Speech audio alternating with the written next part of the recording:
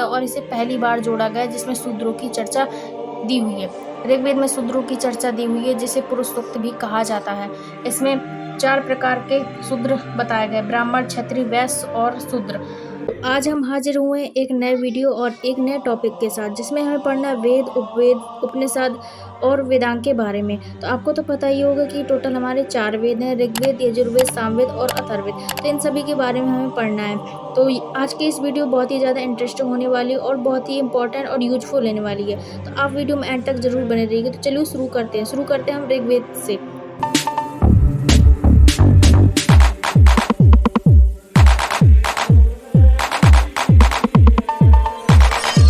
पढ़ते हैं ऋग्वेद के बारे में। ऋग्वेद क्या होता है? ऋग्वेद किसे कहते हैं? रचनाओं के क्रमबद्ध ज्ञान के संग्रह को हम ऋग्वेद कहते हैं। का अर्थ होता है छंदों तथा चरणों से मुक्त यंत्र।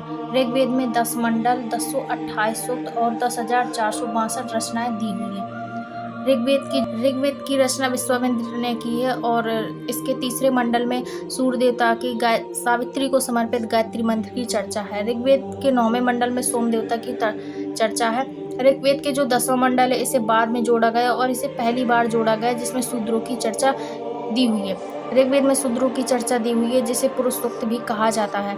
इसमें 4 प्रकार के शूद्र बताए गए: ब्राह्मण, क्षत्रिय, वैश्य और शूद्र।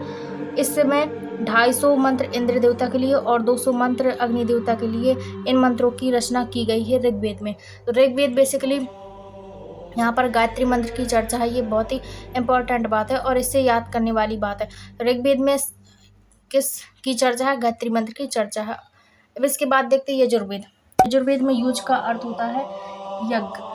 वेद एक ऐसा वेद है जिसमें गद्य और पद्य दोनों शैलियाँ यहाँ पर उपस्थित हैं। यह यजुर्वेद कर्म और कांड का प्रधान है। यजुर्वेद को 2 भाग हैं: कृष्ण यजुर्वेद और शुक्ल यजुर्वेद। यजुर्वेद के ज्ञानी को अधर्यु कहते हैं। जो यजुर्वेद के जो ज्ञाता है उन्हें अधर्यु कहा जाता है और ऋग्वेद के जो ज्ञानी हैं उन्हें होत्री कहते हैं। ये हम अभी लास्ट में पढ़ेंगे और इन सभी ऋग्वेद के जो ज्ञानी हैं उन्हें हम याद करेंगे। तो यजुर्वेद में किसकी चर्चा है? यज्ञ की चर्चा है। यज्ञ में विधि और नियमों की चर्चा है। ऋग्वेद सबसे पुराना वेद है।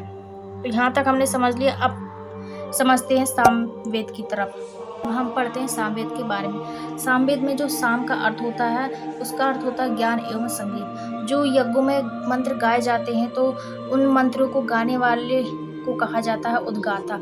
जैसे कि ऋग्वेद में हमने देखा था तो उनके जो ज्ञानी होते हैं गाने वाले उन्हें होत्री कहते हैं। ऐसे हमने यजुर्वेद में देखा, वहाँ पर ज्ञाता जो होते हैं उन्हें अधर्यु कहा जाता है और जो सामवेद में इन मंत्रों को गाने वाला होता है उसे उद्गाता कहा जाता है। इसे भारतीय संगीत का जनक कहा जाता है। 175 रचनाएं दी हुई हैं मंत्रों की, जिनमें से 75 से अधिक जो मंत्र है वह ऋग्वेद से लिए गए हैं। शाखाएं हैं कौमुदी, जैमिनी और राणानी, ये प्रमुख शाखाएं। गान एवं संगीत की चर्चा दी हुई है जिसमें कि जो मंत्र गाए जाते हैं यज्ञ और हवन में, तो उन मंत्रों को एक संगीत के माध्यम से गाया जाता है। जैसे कि आपने सुना ही होगा, जैसे कथा होती हैं तो उन्हें जो मंत्र होते हैं और कथा करवाई जाती हैं तो उस माध्यम से जो पंडित होते हैं वह गाना गाते हुए उन मंत्रों को करते हैं। तो ये था सामवेद। अब इसके बाद अथर्ववेद में। अथर्ववेद को नया वेद कहा जाता है। जो नया वेद है उसे अथर्ववेद कहा जाता है और जो सबसे पुराना वेद है उसे ऋग्वेद कहा जाता है। तो जो ऋषि अथर्वा थे, ऋषि अथर्वा ने सबसे पहले रचना की थी और उन्हीं के नाम पर इसका नाम अथर्ववेद रखा गया है। बाद में जिन्होंने रचना की सेकंड नंबर पर आगेसस ने इनकी रचना की अथर्ववेद की और इसे भौसज वेद भी कहा जाता है अथर्ववेद को। अथर्ववेद में सबसे पहले सती प्रथा की चर्चा दी हुई है। अथर्ववेद में 20 कांड, 731 सूक्त और 5,987 मंत्र दिए हुए हैं। 1200 से अधिक जो मंत्र है वह ऋग्वेद से लिया गया है। अथर्ववेद में ज़्यादातर अंधविश्वास, जादू टोना, टोटका और औषधियाँ और चिकित्सा की चर्चा दी हुई है। अथर्ववेद में जो सभा और समिति हैं इनको प्रजापति की 2 पुत्रियाँ कहा जाता है।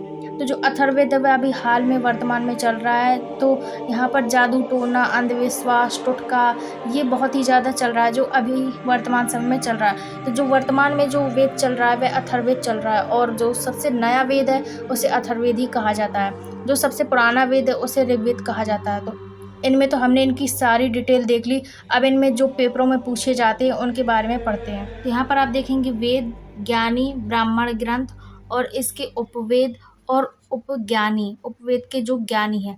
तो यहाँ पर जो वेद के ज्ञानी हैं, वेद के ऋग्वेद के ज्ञानी कौन है? होत्री। ऋग्वेद के ज्ञानी होत्री, यजुर्वेद के ज्ञानी अधर्यु, सामवेद के ज्ञानी उद्गाता और अथर्ववेद के ज्ञानी ब्रह्मा। तो ये 4 वेद है जिनके ज्ञानी है। अब इनमें से जो ब्राह्मण ग्रंथ है, तो ऋग्वेद के जो ब्राह्मण ग्रंथ है तैत्रेय और कैस्तिकी।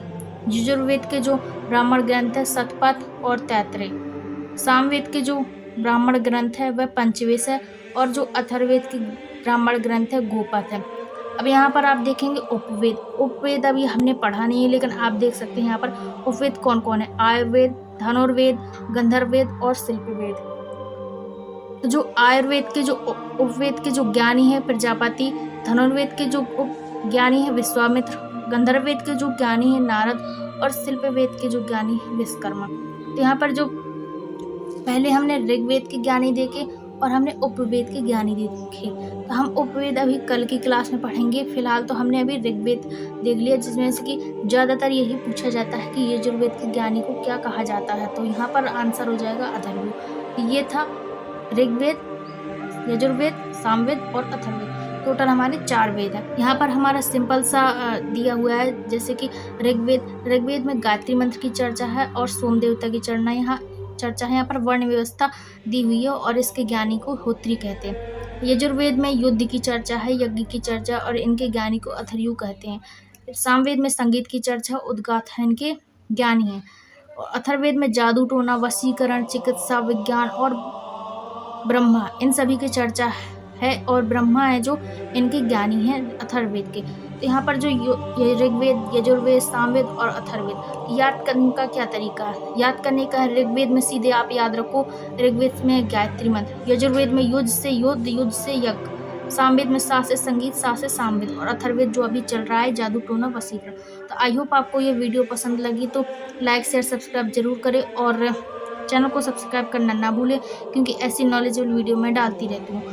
तो हमारी जो वीडियो वह सुबह के 7 से 8 के बीच में मिल जाती है, तो आप वहाँ से जाकर देख सकते हैं। तब तक के लिए मिलते हैं नेक्स्ट क्लास में। तब तक के लिए bye bye, thank you so much, Jai Hind.